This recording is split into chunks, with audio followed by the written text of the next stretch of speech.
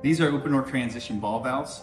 These are used whenever you're adapting from a metallic system or other polymer systems with similar adapters or similar connections on the end of the pipe, or any of the terminal units, pumps, valves, or any other equipment that you might be connecting to. These come in a variety of different connections. For instance, this is a female threaded ball valve.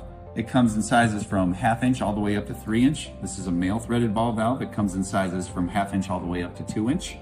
These are female press ball valves. They're available in sizes from 1/2 inch all the way up to 3 inch, like you see here. And then we have pump ball valve adapters that are ranged from sizes 3/4 inch, 1 inch, and 1.25 inch. These are used in systems that can contain up to 50% glycol.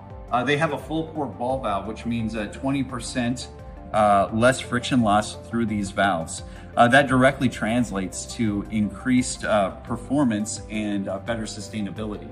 The valves also take up 50% less room than if you were doing a transition with a PEX pipe and a ball valve. And what this means is there's going to be greater profitability because you're not purchasing as much material to make that transition, and improve productivity. You're going to spend 66% less time doing a connection like this than doing all of this. The valves can also be fitted with these stem extensions whenever there's insulation on the pipe and you need to get the valve handle out past the insulation.